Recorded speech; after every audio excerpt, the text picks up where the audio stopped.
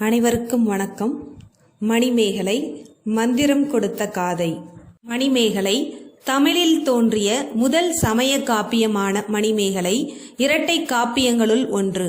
இதற்கு மணிமேகலை துறவு என்ற பெயரும் உண்டு. கதை தலைவியின் பெயரை காப்பியத்தின் தலைப்பாக கொண்ட சிறப்புடைய காப்பியமாகும். கோவலனுக்கும் மாதவிக்கும் பிறந்த மகள் என்பதாலும் சிலப்பதிகாரத்தோடு தொடர்புடையது என்பதாலும் இரட்டை காப்பியம் என்று அழைக்கப்படுகிறது. பசிப்பினி அகற்றுதல், மது ஒழிப்பு, சிறை ஒழிப்பு முதலியன இக்காப்பியத்தின் நோக்கங்களாகும். மதுரை கூலவாணிகன் சீத்தலை சாத்தனாரால் எழுதப்பட்ட இக்காப்பியம் மணிமேகலையை மையமாக கொண்டு படைக்கப்பட்ட காப்பியமாகும். கோவலனுக்கும் கண்ணகிக்கும் நடந்த துன்பத்தை அறிந்த மாதவி, மணிமேகலை இருவரும் துறவு மேற்கொண்டு வாழ்ந்து வரும் வேளையில் பூம்புகாரில் இந்திர விழா நடைபெறுகிறது. அவ்விழாவில் மாதவியும் மணிமேகலையும் கலந்து கொள்ளவில்லை. மாதவியின் தாயான சித்ராபதி மாதவியின் தோழி வயந்தமாலையை அழைத்து ஊர்பழியை கூறி மாதவியை அழைத்து வருமாறு கூற, மாதவியோ தான் கொண்ட ஒழுக்கத்தையும் மணிமேகலையின் உறுதியையும் எடுத்துரைக்கிறாள். மேலும் மணிமேகலையை மாபெரும் பத்தினி கண்ணகியின் மகள் என்று கூறுகிறாள். கோவலன், கண்ணகி, மாதவி ஆகிய மூவருக்கும் ஏற்பட்ட துன்பங்களை மாதவி கூறியதை கேட்டு மாலை தொடுத்து கொண்டிருந்த மணிமேகலை கண்ணீர் சிந்துகிறாள். கண்ணீரானது மாலையின் மீது பட்டதால் மாலையானது தூய்மை இழக்கிறது. புதிய மலர்களை கொய்து வருமாறு மணிமேகலையிடம் மாதவி கூற, மணிமேகலையும் அவள் தோழி சுதமதியும் உபவனம் என்னும் சோலைக்கு செல்கின்றனர். சோழ நாட்டு இளவரசன் உதயகுமரன் மணிமேகலையை விரும்புகின்றான். சுதமதியோடு உபவனம் சென்ற மணிமேகலை உதயகுமரனிடம் இருந்து தன்னை காக்கும் பொருட்டு பளிங்கரையில் மறைந்து கொள்கிறாள். அங்கிருந்த மணிமேகலையை மணிமேகலா தெய்வம் மணிப்பல்லவத்தீவிற்கு தூக்கிச் செல்கிறது. தனது முற்பிறப்பை உணர்ந்த மணிமேகலைக்கு மணிமேகலா தெய்வமானது வேற்றுரு கொள்ளும் மந்திரத்தையும் இரும்பசி நீக்கும் மந்திரத்தையும் தருவதாக மந்திரம் கொடுத்த காதையானது அமைந்துள்ளது. மணிமேகலா தெய்வம் தோன்றுதல். மணிமேகலை புத்தரது பாத பீடிகையால் தனது முற்பிறவியை அறிகிறாள்.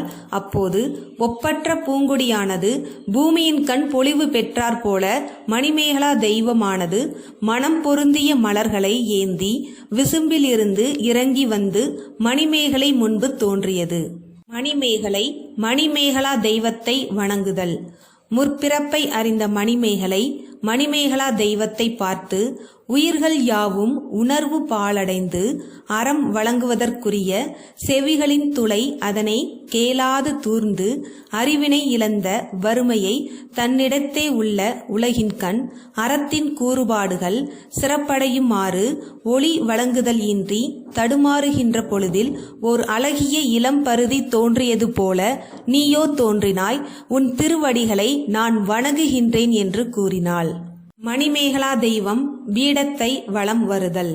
மணிமேகலா தெய்வமானது புத்தரின் ஒப்பற்ற பீடிகையை நாவால் துதித்து தலையால் வணங்கினேன், உள்ள தாமரையின் மீது இருத்தினேன், என் வருத்தம் நீங்குக என்று கூறி பீடிகையை வலம் கொண்டு பணிகின்ற மணிமேகலா தெய்வத்தின் முன்பு மணிமேகலை பொற்கொடியானது நிலத்தின் மீது சேர்ந்தாற்போல விழுந்து வணங்கி, உன்னுடைய திருவருளினாலே என்னுடைய முற்பிறவியை அறிந்தேன். என் பெருங்கணவன் எவ்விடத்து பிறந்துள்ளான் என்று கேட்டாள். சாது சக்கர முனிவன் தோன்றுதல். லக்குமியே கேட்பாயாக, உன் கணவனாகிய ராகுலனோடு பூஞ்சோலையின் உள்ளிடத்தே ஊடலுற்றாய்.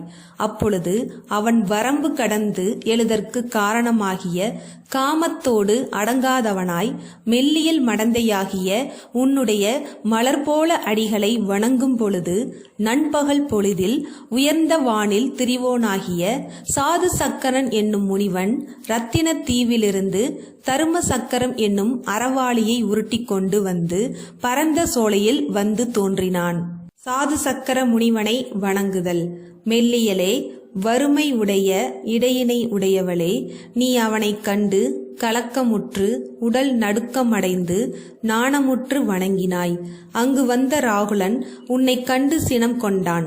மனம் பொருந்திய மலர்களை அணிந்த கூந்தலை உடைய நீ அவன் வாயை புதைத்து விசும்பில் இருந்து இறங்கிய பெரியோனின் திருவடி மலர்களை வணங்காமல் நான் வறுமை உற்றனை என்று கூறி பகைகளை அறுத்த புத்த தேவன் திருவடிக்கு அன்பனாகிய அம்முனிவனுடைய அடிகளை ராகுலனோடு சேர்ந்து வணங்கி, தேவனே கேட்பாயாக, நாங்கள் உனக்கு சிறந்த அன்பர் இல்லை என்றாலும் இனிய குளிர்ந்த நீரும் உணவும் கொண்டு வருவோம், அவற்றை தாங்கள் உண்ண வேண்டும் என்று உணவு தந்தாய்.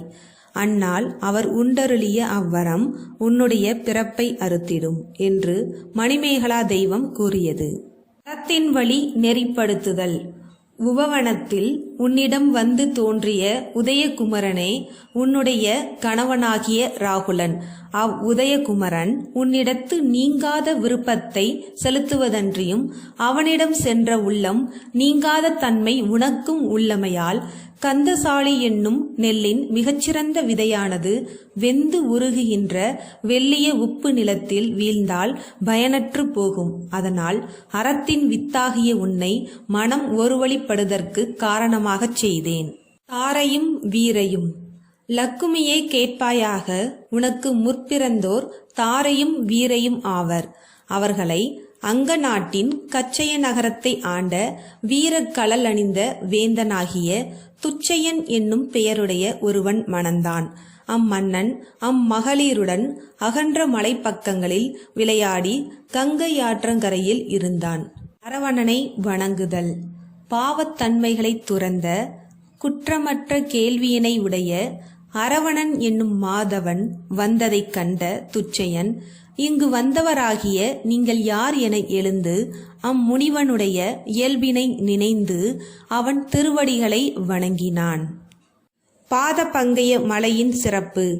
ஆதி முதல்வனும் அறமும் ஆகிய திகிரியை உருட்டுவோனுமாகிய புத்தன் மக்களை பிறப்பு இறப்புகளாகிய மிக்க துன்பத்திலிருந்து நீக்கி விலங்குகளையும் தம்முள்ளே அஞ்சுதற்கு காரணமாகிய பகைமையை நீங்கச் செய்து எவ்வுயிரும் தம்முள் ஒற்றுமை உடையனவாக வாழ்க என்று அருளினாலே உள்ளம் இறங்கி உருக முற்காலத்தில் எல்லா உயிர்களும் காணுமாறு அறம் கூறிய குன்றத்தின் கண் குற்றங்களை அளிக்கும் திருவடி தாமரைகள் விளங்கி கிடத்தலால் இது பாத பங்கைய மலை என்னும் பெயரை உடையதாயிற்று. நான் இம்மலையை வளம் கொண்டு வணங்குமாறு இங்கு வந்தேன். குற்றமற்ற அறிவினை உடைய நீங்களும் வணங்குங்கள் என்று அரவணன் கூறினார். அந்நாளில் அரவண அடிகள் கூறிய அம்மொழி தவறாமல் சென்று கைகூப்பி வணங்கியமையால் மாதவியும் சுதமதியும் உன்னோடு சேர்ந்தனர். வேற்றுருவம் கொள்ளும் மந்திரம் அளித்தல். மணிமேகலையே, நீ முற்பிறவியை அறிந்தாய், அறத்தின் தோற்றத்தை உணர்ந்தாய், பிற சமய உண்மைகளை கூறுவோர் சிறப்பையும் நீ கேட்பாய். பல்வேறு சமயங்களின் பொய்யுரைகளையெல்லாம் நீ கேட்கப் போகும் அந்நாளில் இளமை தன்மை உடைய வளையல் அணிந்த நங்கை என்று உனக்கு எவரும் தம் சமயங்களின் பொருளை கூற மாட்டார்கள். அதனால் வேற்றுருவ வடிவம் கொண்டு விசும்பின் வழியாகச் செல்லவும் செய்யும் அரிய ஆற்றலை உடைய இம்மந்திரத்தை பெற்றுக்கொள்வாயாக என்று மணிமேகலா தெய்வம் கூறியது. பசியை நீக்கும் மந்திரம் அளித்தல். மதியானது நாள்தோறும் ஒவ்வொரு கலையாக வளர்ந்து முற்று பெற்ற அழகிய நிறைவான நாளில் பொதுவாகிய அறிவினை வெறுத்து சிறப்பாகிய மெய்யுணர்வை பெற்ற புத்தனுடைய உயர்வாகிய அறத்தை அடைதல் உண்மை என்பதை நீ அறிவாயாக. மிக்க பெருமையுடைய பீடத்தை வணங்கி துதித்து உனது பதியின் கண் செல்வாய் என்று கூறி உயர எழுந்து மீண்டும் அவ்விடத்தில் இறங்கி நான் மறந்தது ஒன்று உண்டென்று கூறி சிறந்த விரதத்தை உடைய சேயிலையே அதனை கேட்பாயாக. மக்களின் உடலானது உணவாலாகிய தொகுதியாகும். அதனால் இப்பெருமந்திரமானது பெரும் பசியை நீக்க வல்லது என்று கூறி அம்மந்திரத்தை அளித்து பெருமையுடைய மணிமேகலா தெய்வம் வானிலே எழுந்து நீங்கியது. மணிப்பல்லவத் தீவை காத்து வரும் தீவதிலகை என்னும் காவல் தெய்வம் மணிமேகலை முன்பு தோன்றுகிறது. அத்தீவில் உள்ள கோமுகி என்னும் பொய்கையில் புத்தர் பிறந்த தினமான வைகாசி திங்கள் விசாக நட்சத்திர முழுநிலவு நாளில் தோன்றும் அமுத சுரபி என்னும் பாத்திரத்தை பற்றி கூறுகிறது. அப்பாத்திரம் ஆபுத்திரன் கையில் இருந்தது என்றும் அப்பாத்திரத்தில் இடும் உணவானது எடுக்க எடுக்க பெருகிக் கொண்டே இருக்கும் சிறப்புடையது என்றும் இன்று அப்பாத்திரம் உன்னை வந்து சேரும் என்றும் கூறுகிறது. அதனை கேட்ட மணிமேகலை கோமுகி பொய்கையை வலம் வருகிறாள். அப்போது பொய்கையில் தோன்றிய அமுத சுரபி மணிமேகலையின் கையில் வந்து சேர்கிறது. அமுத சுரபியை பெற்ற மணிமேகலை வான்வழியே புகார் நகரை அடைகிறாள். அரவண அடிகளையும் மாதவியையும் சந்தித்து நடந்தவற்றை கூறுகிறாள். மணிமேகலை கோமுகி பொய்கையில் அமுத சுரபியை பெற்ற பின்பு பசி போக்குவதும் உயிர்களிடத்து அன்பு செலுத்துவதுமே அறமாகும் என்பதை பிறருக்கு உணர்த்துகிறாள். முழுமையான துறவினை மேற்கொண்டதால் உதயகுமரன் அறியாதவாறு காய சண்டிகை உருவம் ஏற்கிறாள். அதனை அறிந்த உதயகுமரன் மணிமேகலையை பின்தொடர காய சண்டிகையின் கணவன் தவறாக எண்ணி உதயகுமரனை கொன்றுவிடுகிறான். தன் மகனின் இறப்பிற்கு காரணம் மணிமேகலையே என்று அரசன் மணிமேகலையை சிறையில் அடைக்கின்றான். மணிமேகலையோ சிறை கோட்டத்தை அறக்கோட்டமாக்கி அரசனுக்கும் அரசிக்கும் பல அறநெறிகளை எடுத்துரைக்கிறாள். பின்பு அமுத சுரபியை முற்பிறவியில் பெற்று சாவக நாட்டு அரசனாக இருக்கும் ஆபுத்திரனை சந்திக்கிறாள். அரவண அடிகளின் வழிகாட்டுதலின்படி மணிமேகலை மெய்ப்பொருளை உணர்வதாக காப்பியம் நிறைவு பெறுகிறது. மந்திரம் கொடுத்த காதையின் வாயிலாக மாதவி பற்றியும் மணிமேகலையின் சிறப்பு பற்றியும் அறிய முடிகிறது.